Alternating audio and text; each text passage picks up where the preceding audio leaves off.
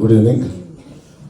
ಭಾಳ ಸಂತೋಷ ಆಗ್ತದೆ ಇವತ್ತು ಡೆಕ್ಕನ್ ಹೆರಾಲ್ಡ್ ಮತ್ತು ಪ್ರಜಾವಾಣಿಯ ವತಿಯಿಂದ ಡೈರೆಕ್ಟರ್ ಆಗಿರ್ತಕ್ಕಂಥ ಸೌಭಾಗ್ಯ ಲಕ್ಷ್ಮಿ, ನಾವು ಲಕ್ಷ್ಮಿ ಅಂತ ಕರಿತೀವಿ, ನಮ್ಮ ಅಕ್ಕನ ಮಗಳು ಅದಕ್ಕೆ. ಮತ್ತು ಚೀಫ್ ಎಡಿಟರು ನಮ್ಮ ಪ್ರಜಾವಾಣಿ ಭಾಗದಲ್ಲಿ ನಮ್ಮ ರವೀಂದ್ರ ಭಟ್ ಇದ್ದಾರೆ, ಡೆಕ್ಕನ್ ಹೆರಾಲ್ಡ್ ಸುಬ್ರಹ್ಮಣ್ಯ ಅವರಿದ್ದಾರೆ, ಮತ್ತೆಲ್ಲ ಸಂಸ್ಥೆಯ ಎಲ್ಲ ಮುಖ್ಯಸ್ಥರಿಗೂ ಕೂಡ ನನ್ನ ಗೌರವನ ಕೊಡಲಿಕ್ಕೆ ಇಷ್ಟಪಡ್ತೀನಿ. ಮತ್ತು ಯಾರ್ಯಾರು ಇಲ್ಲಿ ಈ ಕಾರ್ಯಕ್ರಮದ ಸಹಕಾರವನ್ನು ಮಾಡಿದ್ದಾರೆ AD6 ವತಿಯಿಂದ, ಮತ್ತು ಯಾರ್ಯಾರು ಸ್ಪಾನ್ಸರ್ಸು ಇದು ಎಲ್ಲರೂ ಕೂಡ, ಯಾಕೆಂದರೆ ಇದೆಲ್ಲ ಟೀಮ್ ವರ್ಕ್ ಅವ್ರದ್ದೆಲ್ಲರದು ಕೂಡ, ಅವರಿಗೂ ಮತ್ತು ಇಲ್ಲಿ ಬಂದಿರತಕ್ಕಂಥ ಎಲ್ಲ ಇದರಿಂದ ಉಪಯೋಗ ಆಗ್ತಕ್ಕಂಥ ಇವತ್ತು ಚಾಲನೆ 4ನೇ ತಾರೀಕು 5ನೇ ತಾರೀಕು ಪ್ಯಾಲೇಸಲ್ಲಿ ನಡೆಯುತ್ತೆ. ಮತ್ತು ಹುಬ್ಳಿಯಲ್ಲಿ it's going to happen on 11th and 12th. ಇದು ಭಾಳ ಅವಶ್ಯಕತೆ ಇರತಕ್ಕಂಥ ಒಂದು ಕಾರ್ಯಕ್ರಮವನ್ನು, ಭಾಳ ಅರ್ಥಪೂರ್ಣವಾಗಿರ್ತಕ್ಕಂಥ, ಯಾಕೆಂದರೆ ಸಾಮಾಜಿಕವಾಗಿ ರಾಜಕೀಯವಾಗಿ ಭಾಳ ಜವಾಬ್ದಾರಿಯನ್ನು ಪ್ರಜಾವಾಣಿಯವರು, ಡೆಕ್ಕನ್ ಹೆರಾಲ್ಡ್ ಅವರು ಇವತ್ತವರೆಗೂ ಕೂಡ ತಾವು ಹೊತ್ಕೊಂಡು ಬಂದಿದ್ದೀರಿ. ಕಷ್ಟ ಸುಖದಲ್ಲೂ ಕೂಡ ನೀವು ಯಾವತ್ತೂ ಕೂಡ ಕಾಂಪ್ರಮೈಸ್ ಆಗಿಲ್ಲ. ಅದಕ್ಕೆ ನಿಮಗೆ ಭಾಳ ವಿಶೇಷವಾಗಿರ್ತಕ್ಕಂಥ ಗೌರವವನ್ನು ಸಮಾಜದಲ್ಲಿದೆ ಯಾವತ್ತೂ ಕೂಡ. ಯಾಕೆಂದರೆ ರಾಜಕಾರಣಿಗಳು ಈ ರೀತಿ ಹೇಳೋದು ಅಷ್ಟು ಈಸಿಯಾಗಿ ಸುಲಭವಾಗಿ ಅಲ್ಲ ಅದು, ಯಾಕೆಂದರೆ ಟೀಕಾ ಟಿಪ್ಪಣಿ ಮೇಲೆ ನಾವು ನಿಮ್ಮನ್ನು ಗ್ರೇಡ್ ಮಾಡ್ತಾ ಹೋಗ್ತೀವಿ. ಆದರೆ ನೀವು ಸಮಾಜದ ಕಾಳಜಿ ಬಗ್ಗೆ ಅದು ಮುಂಚೂಣಿಯಲ್ಲಿ ಯಾವತ್ತೂ ಕೂಡ ಇಟ್ಕೊಂಡು ಬಂದಿದೆ.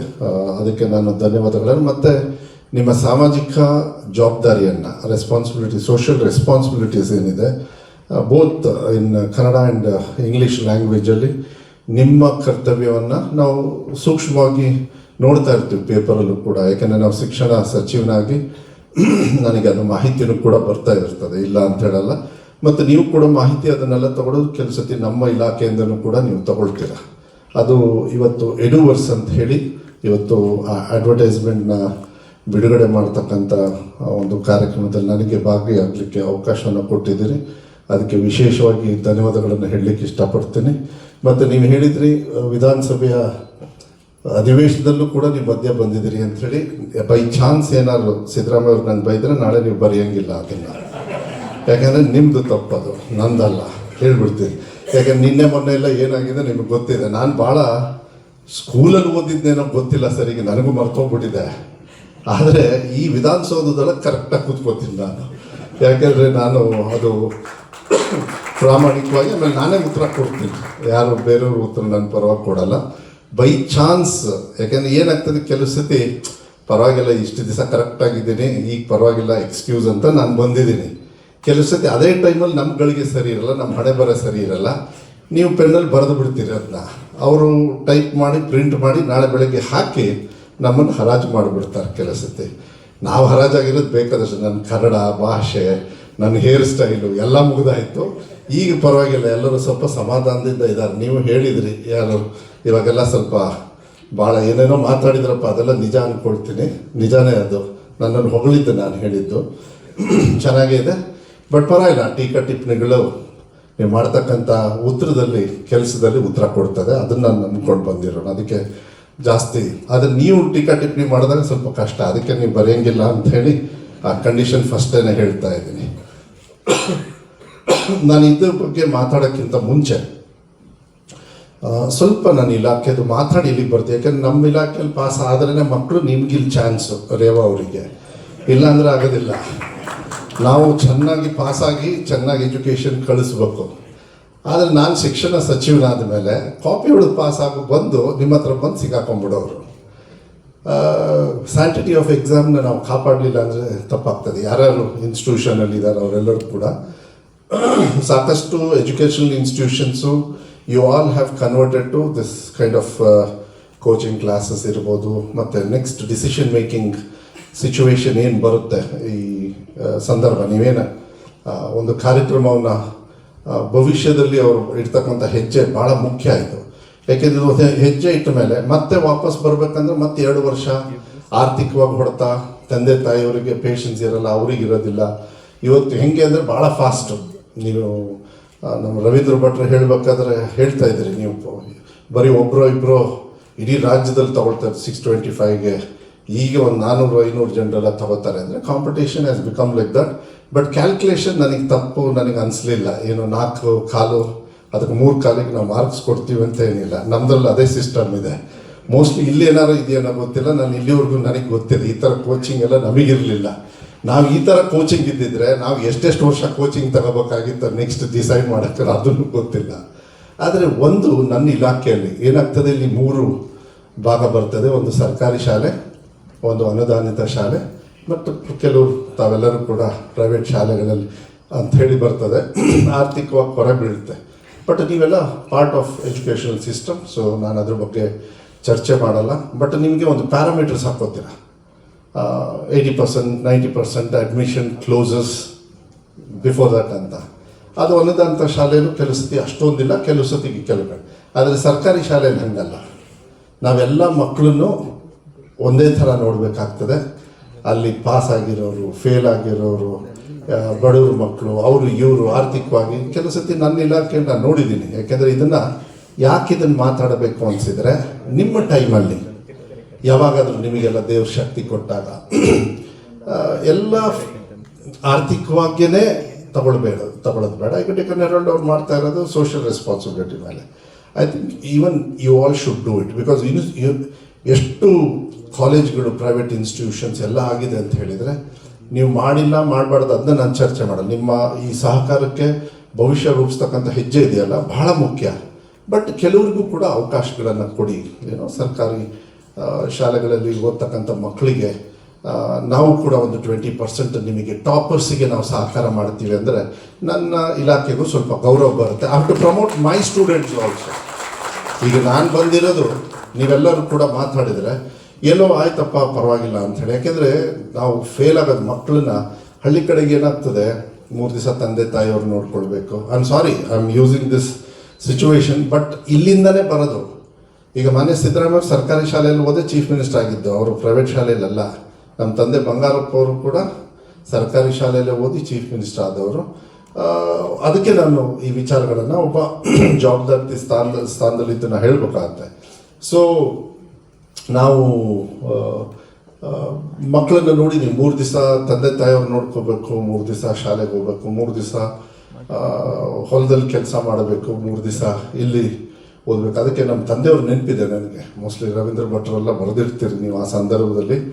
ಏನಂತ ಹೇಳಿದರೆ, ಯಾರು ಸರ್ಕಾರಿ ಶಾಲೆಗೆ ಹೋಗ್ತಾರೆ ಅವರಿಗೆಲ್ಲ ₹1 ಸ್ಟೈಫಂಡ್ ಕೊಡೋರು. 90, 91, 92ರಲ್ಲಿ ನಮ್ಮ ತಂದೆಯವರು ಮುಖ್ಯಮಂತ್ರಿಗಳಿರ್ಬೇಕಾದ್ರೆ. ಆದರೆ ಇವತ್ತು ಆರ್ಥಿಕವಾಗಿ ಜನರಿಗೂ ಕೂಡ ಶಕ್ತಿ ಬಂದಿದೆ. ಮಕ್ಕಳ ಭವಿಷ್ಯಕ್ಕೆ ಸಾಲ ಮಾಡ್ತಕ್ಕಂಥದ್ದು, ಆರ್ಥಿಕವಾಗಿ ಶಕ್ತಿ ಇರ್ತಕ್ಕಂಥದ್ದು ಹೆಂಗಾರು ಮಾಡಿ. ಮಕ್ಕಳು ಹುಟ್ಟೋ ಟೈಮಲ್ಲಿ ಹೇಳಿರ್ತಾರೆ, ಇಲ್ಲ ನನ್ನ ಮಕ್ಕಳನ್ನ ಒಳ್ಳೆ ರೀತಿಯಲ್ಲಿ ಹುಟ್ಟಿದ ತಕ್ಷಣ, ಇಲ್ಲ ಹುಟ್ಟೋಕ್ಕಿಂತ ಮುಂಚೆನೇ ಗಂಡ ಹೆಂಡತಿ ಆ ವಿಚಾರಗಳನ್ನು ಮಾಡಿರ್ತಾರೆ. ಇಲ್ಲ ನಮ್ಮ ಮಗನ ಎಜುಕೇಷನ್. ತಂದೆ ತಾಯಿಯವರು ಆದ ತಕ್ಷಣ ಅವರ ಜವಾಬ್ದಾರಿ ಏನಂದರೆ, ಮಕ್ಕಳು ಅವ್ರಿಗೆ ಹುಟ್ಟಿದ ತಕ್ಷಣ ಅವ್ರ ಪ್ಲ್ಯಾನೇ ಚೇಂಜ್ ಆಗಿಬಿಡುತ್ತೆ. ತಮ್ಮ ಭವಿಷ್ಯನ ಬಿಟ್ಟು ಮಕ್ಕಳ ಭವಿಷ್ಯಕ್ಕೆ ಅವ್ರು ದುಡಿಬೇಕಾಗತ್ತೆ. ಮೋಸ್ಟ್ ಆಫ್ ದುಡ್ಡಿರೋರು ಕೂಡ ಅವ್ರು ಮತ್ತೆ ದುಡ್ಡು ಎಷ್ಟು ಮಾಡಬೇಕು ಅನ್ನೋದು ನಮ್ಮ ಮಕ್ಕಳಿಗೆ ಅಂತಲೇ ಬರ್ತದೆ ಹೊರತು ಅವ್ರ ಸ್ವಂತಕ್ಕಾಗೋದಿಲ್ಲ. ಮೋಸ್ಟ್ಲಿ ನನ್ಗೆ ಗೊತ್ತಿರೋ ಪ್ರಕಾರ ಅಂಥ ಒಂದು ಸಂದರ್ಭದಲ್ಲಿ ಇರೋದ್ರಿಂದ ನಾವು ಕೂಡ ಸಾಕಷ್ಟು ಬದಲಾವಣೆಯನ್ನು ಮಾಡಿದ್ವಿ. ನಾವು ಶಿಕ್ಷಣ ಇಲಾಖೆಯಲ್ಲಿ ಫಸ್ಟ್ ಒಂದು ಇವತ್ತಿಗೆ 12th ಸ್ಟ್ಯಾಂಡರ್ಡ್ ಅಂದರೆ PUC ಎಕ್ಸಾಮ್ ಮುಗೀತು ಇವತ್ತು, 28ರಿಂದ ಫೆಬ್ರವರಿಯಿಂದ ಇವತ್ತು. ಸೊ ಇವಾಗ ನಿಮಗೆ ಬರ್ತಾರೆ ಇವರೆಲ್ಲರೂ ಪಾಸಾಗಿ. ಫಸ್ಟ್ ಎಕ್ಸಾಮಲ್ಲೋ ಸೆಕೆಂಡ್ ಎಕ್ಸಾಮಲ್ಲೋ ಇಂಪ್ರೂವ್ ಮಾಡಿಕೊಂಡು ಬರ್ತಾರೆ. ಈಗ ಈ ಅವಕಾಶ ನಿಮ್ಮ ಬಿಸ್ನೆಸ್ಸು ಚೆನ್ನಾಗಿ ಆಗ್ತಾ ಇದೆ ಈಗ. ಯಾಕೆಂದರೆ ಪಾಸಿಂಗು ಅಷ್ಟೇ ಸ್ವಂತ ಶಕ್ತಿ ಮೇಲೆ ಕಾಪಿ ಹೊಡಿದೇ ಬರ್ತಾ ಇದ್ದಾರೆ ರವೀಂದ್ರ ಭಟ್ರೆ. ಸೆಕೆಂಡ್ ಎಕ್ಸಾಮ್, ಥರ್ಡ್ ಎಕ್ಸಾಮ್ ಎಲ್ಲ ಇದೆ. ನಿಮ್ಮ ಎಡು ಟೀಮ್ ಇದ್ದರೆ ಅವ್ರಿಗೆ ಮೋಸ್ಟ್ಲಿ ಗೊತ್ತಿರ್ತದೆ. SSLC ನಾಳೆ ಬೆಳಗ್ಗೆಯಿಂದ ಸ್ಟಾರ್ಟ್ ಆಗುತ್ತೆ. ಅದು 2ನೇ ತಾರೀಕುವರೆಗೂ, ಏಪ್ರಿಲ್ 2ನೇ ತಾರೀಕುವರೆಗೂ.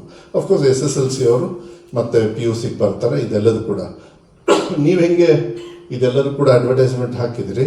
ನಾವು ಕೂಡ CET ನೀಟ್ ಎಕ್ಸಾಮ್ಸ್ನ ನಾವು ಕೋಚಿಂಗ್ ಕೊಡ್ತಾ ಇದ್ದೀವಿ ಮಕ್ಕಳಿಗೆ. ವಾರದಲ್ಲಿ ಬೆಳಗ್ಗೆ 9 to 10, 3 to 4 free education for 25,000 childrens. ಯಾಕೆಂದರೆ ಎಲ್ಲರಿಗೂ ದುಡ್ಡು ಕೊಟ್ಟಾಗಲ್ಲ. ಯಾಕೆಂದರೆ ನಿಮ್ಮ ಹತ್ರ ಯಾರೋ ಆರ್ಥಿಕವಾಗಿರುತ್ತೆ, ಬರ್ತಾರೆ, ಸೇರ್ತಾರೆ, ನೀವು ಕೋಚಿಂಗ್ ಕೊಡ್ತೀರಿ, ಪ್ರೊಫೆಷ್ನಲ್ ಟ್ರೈನಿಂಗ್ ಕೊಡ್ತೀರಿ, ಎಲ್ಲ ಮಾಡ್ತೀರಿ. ಆದರೆ ನಮ್ಮ ಸರ್ಕಾರಿ ಶಾಲೆಯಲ್ಲಿ ಸ್ವಲ್ಪ ಕಷ್ಟ ಆಗ್ತದೆ ಕೆಲವು ಸತಿ. ಅದಕ್ಕೆ 25,000 ಮಕ್ಕಳಿಗೆ ನಾವು ಆ್ಯಸ್ ಇಟ್ ಈಸ್ ಆ ಕಾರ್ಯಕ್ರಮನೂ ಕೂಡ ಫಸ್ಟ್ ಟೈಮ್ ನಾನು ಬಂದ ಮೇಲೆ ಇದನ್ನು ಶುರು ಮಾಡಿದ್ವಿ. ಆ ಕಾರ್ಯಕ್ರಮ ಆನ್ಗೋಯಿಂಗ್ ಆಗಿ ಚೆನ್ನಾಗಿ ನಡೀತಾ ಇದೆ. ಅದು ಸರ್ಕಾರದ ಹಣದಿಂದ ನಾವು ಮಾಡ್ತಾ ಇರೋದು. ಅದಕ್ಕೆ ಇದು ಬಹಳ ಮುಖ್ಯವಾಗಿರ್ತಕ್ಕಂಥ ಒಂದು ಹಂತ. ಈ ಸಂದರ್ಭದಲ್ಲಿ ಮಕ್ಕಳಿಗೆ ಮುಂಚೆ ಎಲ್ಲ PCMB ಇಲ್ಲಾಂದರೆ ಡಾಕ್ಟ್ರು ಇಂಜಿನಿಯರು ಅಂತೇಳಿ ಸಿಂಪಲ್ ಆಗಿ, ಈಗ ಮೋಸ್ಟ್ಲಿ ಎಷ್ಟು ಇದ್ದಾವೆ ಅಂದರೆ ಅದನ್ನು ಚೂಸ್ ಮಾಡೋದಕ್ಕೇ ಇಂಥ ಕಾರ್ಯಕ್ರಮಗಳನ್ನು ನೀವು ಮಾಡ್ತಾ ಇರೋದು. ಯಾಕೆಂದರೆ ಗೊಂದಲದಲ್ಲಿ ಇದ್ದು ಬಿಡ್ತಾರೆ, ನಾನು ಇದು ತೊಗೋಬೇಕಾಗಿತ್ತ, ನಾನು ಅದು ತೊಗೋಬೇಕಾಗಿತ್ತ ಅಂತ. ಇನ್ಕ್ಲೂಡಿಂಗ್ ನನ್ನ ಮಗನೂ ಕೂಡ, ಅವನಿಗೆ NUS ಅಲ್ಲಿ ಲಕ್ಷ್ಮಿಗೆ ಗೊತ್ತು, ನ್ಯಾಷನಲ್ ಯೂನಿವರ್ಸಿಟಿ ಆಫ್ ಸಿಂಗಪೂರ್, ಅಲ್ಲಿ ಒಂದು ಸಬ್ಜೆಕ್ಟ್ ಜಾಸ್ತಿ ಇತ್ತು, ಅವನಿಗೆ ಸೀಟ್ ಸಿಕ್ತು, ಒಂದು ಸಬ್ಜೆಕ್ಟ್ ಜಾಸ್ತಿ ಇತ್ತು. ಬಟ್ ಈ said no, I want to study only this. ವಾಪಸ್ ಬಂದು ಅವನು RV ಕಾಲೇಜಿಗೆ ಅವನಿಗೆ ಬೇಕಾಗಿರೋದೇ ತಗೊಂಡ, ಅದನ್ನು ಓದ್ತಾ ಇದ್ದಾನೆ. ಸೊ ನೆಕ್ಸ್ಟ್ ಏನಾದರೂ ಅವನಿಗೆ ಅವಕಾಶ ಸಿಕ್ಕರೆ ಆ ಥರ ಆಗ್ಬೋದು. ಅಂದರೆ I know very well what are the challenges, difficult even in choosing future, very difficult, ಕಷ್ಟ, ಅದು ಅಷ್ಟು ಈಸಿ ಅಲ್ಲ. ಅಂಥ ಒಂದು ಕಾರ್ಯಕ್ರಮವನ್ನು ತಾವು ಇವತ್ತು ಭಾಳ ಎಲ್ಲ ಪ್ರಸಿದ್ಧವಾಗಿರ್ತಕ್ಕಂಥ ಇನ್ಸ್ಟಿಟ್ಯೂಷನ್ಸು ರಾಜ್ಯಾದ್ಯಂತ ಎಲ್ಲ ಇದ್ದೀರಾ, ನೀವೆಲ್ಲರೂ ಕೂಡ ಎಲ್ಲ ಕಡೆನೂ ಇದ್ದೀರಾ, ಅದನ್ನು ಮಾಡ್ತಾ ಇದ್ದೀರಿ. ನಾನು ಒಬ್ಬ ಶಿಕ್ಷಣ ಸಚಿವನಾಗಿ ಒಳ್ಳೆ ವಿದ್ಯಾಭ್ಯಾಸನ ಕೊಡಬೇಕಾಗ್ತದೆ. ಮನೆ ಸಿದ್ದರಾಮಯ್ಯ ಅವರು ಫಸ್ಟೇ ನನಗೆ ಹೇಳಿದರು, this is the most difficult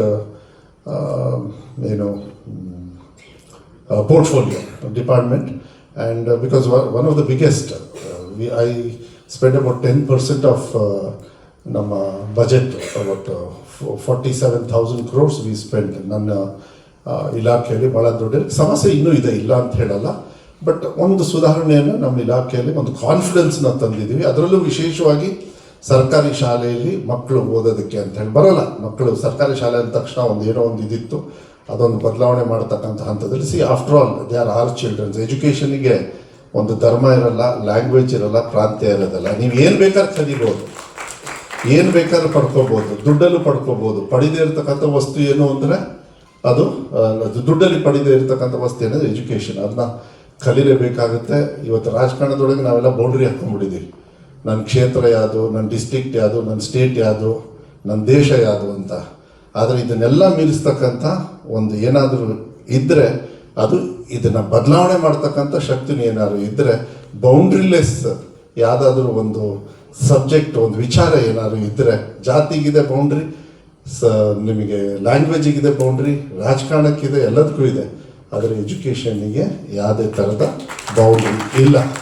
ಅದನ್ನು ಇವತ್ತು ಭಾಳ ಮುಂಚೂಣಿಗೆ ತೊಗೊಂಡು ಹೋಗ್ತಕ್ಕಂಥ ಮತ್ತು ಸುಧಾರಣೆಯನ್ನು, ಸಮಾಧಾನವನ್ನು ತರ್ತಕ್ಕಂಥ ನೀವು ವಿಚಾರಗಳನ್ನು ನೀವು ಮಾಡ್ತಾ ಇದ್ದೀರಿ. ಅದಕ್ಕೆ ಡೆಕ್ಕನ್ ಹೆರಾಲ್ಡು ಮತ್ತು ಪ್ರಜಾವಾಣಿ ಅವರ ಒಂದು ಸುದೀರ್ಘವಾಗಿರ್ತಕ್ಕಂಥ 78 ವರ್ಷದ ಒಂದು ಈ ಸಾಮಾಜಿಕ ಸೇವೆ ಪ್ರಜಾವಾಣಿಯಲ್ಲಿ. ಎಲ್ಲರೂ ಅಷ್ಟು ಈಸಿಯಾಗಿ ಬರೋದಿಲ್ಲ, ಅದು ಇದ್ದಾರೆ, ಎಲ್ಲರೂ ಇದ್ದಾರೆ, ಕೆಲವರು ಬರೋದಿಲ್ಲ. ಇವತ್ತಿನ ಒಂದು ಸೋಷಿಯಲ್ ಮೀಡಿಯಾ ಒಂದು ಒತ್ತಡದಲ್ಲೂ ಕೂಡ ನನ್ನ ಇಲಾಖೆಯಿಂದ 16 ವರ್ಷದ ಮಕ್ಕಳಿಗೆ ಅನಿವಾರ್ಯವಾಗಿ ಸ್ವಲ್ಪ ಸೋಷಿಯಲ್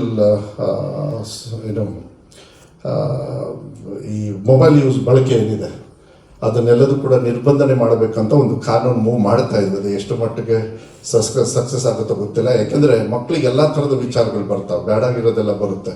ಅವರ ಭವಿಷ್ಯವನ್ನು, ಹಾದಿಯನ್ನು ತಪ್ಪಿಸ್ತಕ್ಕಂಥ ವಿಚಾರಗಳು ಯಾವುದೇ ಕಾರಣಕ್ಕೆ ಅವರಿಗೆ ಬರಬಾರ್ದು. In fact we are starting for the first time, even ನೀತಿ ವಿಜ್ಞಾನ, moral science was not there in government school. For the first time I am bringing it back. Books are getting printed as I speak. So this year June ಮೇಲೆ ಫ್ರೀಯಾಗಿ ಸರ್ಕಾರಿ ಮಕ್ಕಳಿಗೆ ನಾವೇ book ಕೊಡ್ತಾ ಇದ್ದೀವಿ moral science. ಯಾಕೆಂದರೆ ಅನಾಹುತಗಳು 9ನೇ ಕ್ಲಾಸಲ್ಲಿ ನಡೀತಾ ಇದೆ, 10ನೇ ಕ್ಲಾಸಲ್ಲಿ ನಡೀತಾ ಇದ್ದಾವೆ, ಜಾತಿ ಧರ್ಮ ನಡೀತಾ ಇದೆ. ಅದೇನು ಮಾಡೋಕ್ಕಲ್ಲ. ನಮ್ಮಂಥ ರಾಜಕಾರಣಿಗಳಿಗೆ, ನನಗಂತೂ ಈ ಸಲ ಜಾತಿ ಧರ್ಮ, ಬಟ್ ಏನು ಮಾಡ್ತೀರಾ, ಅದನ್ನಲ್ಲಿ ಅದು ಬೇಡ ಅಂದ್ರೂ ಅದು ಹಿಂದೆ ಬಂದುಬಿಡುತ್ತೆ ನಮಗೆ. ಆದರೆ ಬದಲಾವಣೆ ಮಾಡ್ತಕ್ಕಂಥ ಪ್ರಯತ್ನ, ಅದೆಲ್ಲದೂ ಕೂಡ ಬದಲಾವಣೆ ಆಗಬೇಕು.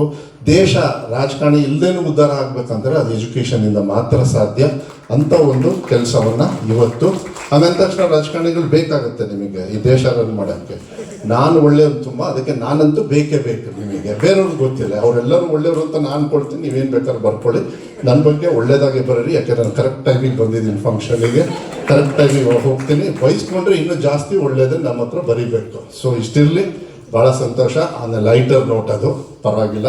ಬಟ್ ಸೊಸೈಟಿಯಲ್ಲಿ ಜವಾಬ್ದಾರಿ ನಮ್ಗೆ ತುಂಬ ಆಗುತ್ತೆ. ನಾಳೆ ದಿವಸ ನಾವು ಮಾಡ್ತಕ್ಕಂಥ ತಪ್ಪುಗಳ ನಿರ್ಧಾರ ಮೋಸ್ಟ್ಲಿ ನಮ್ಮ ಮಕ್ಕಳಿಗೆ ಹೊಡೆತ ಬೀಳುತ್ತೆ. ಅದು ಯಾವುದೇ ಕಾರಣಕ್ಕೂ ರಾಜಕಾರಣದಲ್ಲಾಗಲಿ ಒಂದು ಸಾಮಾಜಿಕ ಕಾಳಜಿ ಇರ್ತಕ್ಕಂಥ ರಾಜಕಾರಣಿಗಳಿರ್ಬೋದು, ನಿಮಗೆ ಈ ಮಾಧ್ಯಮದಲ್ಲಿರ್ಬೋದು, ಎಜುಕೇಷನಲ್ಲಿರ್ಬೋದು, ಎಲ್ಲದರಲ್ಲೂ ಕೂಡ ಅದು ಯಾವುದೇ ಕಾರಣಕ್ಕೂ ಆಗಬಾರ್ದು. Because they are our asset.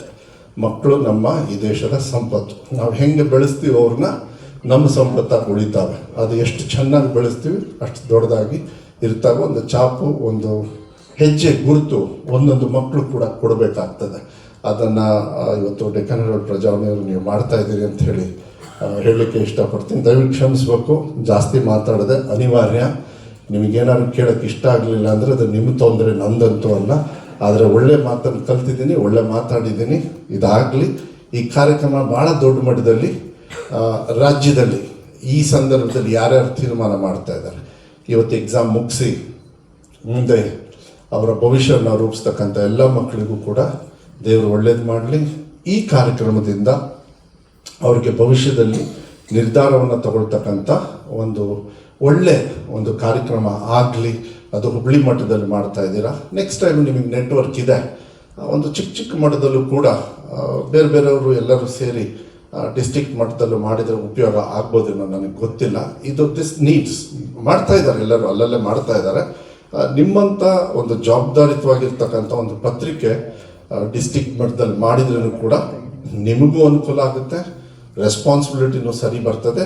ಮಕ್ಕಳಿಗೆ ಒಳ್ಳೆ ದಿಕ್ಕನ್ನು ತೋರಿಸ್ತಕ್ಕಂಥ, ಶುದ್ಧವಾಗಿ ಅವರೆಲ್ಲ ಕನ್ಫ್ಯೂಷನ್ ಇರ್ತಾರೆ, ಅವರಿಗೆ ದಿಕ್ಕನ್ನು ಭಾಳ ಕ್ಲಾರಿಟಿಯಾಗಿ ತೋರಿಸೋದಕ್ಕೆ ಅವಕಾಶ ಆಗುತ್ತೆ ಅಂತದನ್ನ ಇವತ್ತು ನಾನು ಡೆಕ್ಕನ್ ಹೆರಾಲ್ಡ್ ಪ್ರಜಾವಾಣಿಯವರ ವ್ಯವಸ್ಥಾಪಕರು ಮತ್ತು ಎಲ್ಲ ತಾವೆಲ್ಲರೂ ಕೂಡ ಅಧಿಕಾರಿ ವರ್ಗದವರು ಯಾರು ತಾವೆಲ್ಲರೂ ಕೂಡ ಇದ್ದೀರಿ, ಎಲ್ಲರಿಗೂ ಕೂಡ ಧನ್ಯವಾದಗಳನ್ನು. ಮತ್ತು ಆ್ಯಡ್ 6 ಅವರು ಇರ್ಬೋದು, ಮತ್ತೆಲ್ಲ ಸ್ಪಾನ್ಸರ್ಸ್ ಅವರು ಕೂಡ ಇಂಪಾರ್ಟೆಂಟ್. ಇದು ಒಂಥರ ಗಿವ್ ಆ್ಯಂಡ್ ಟೇಕ್. ಎಲ್ಲರಿಗೂ ಕೂಡ ಶುಭವಾಗಲಿ ಅಂತ ಹೇಳಿ, ಭಾಳ ಮುಖ್ಯವಾಗಿ ಮಕ್ಕಳಿಗೆ ಒಳ್ಳೆಯದಾಗಲಿ ಅಂತ ಹೇಳಿ ನನ್ನ ಮಾತು ಮುಗಿಸ್ತಾನೆ. ನಮಸ್ಕಾರ.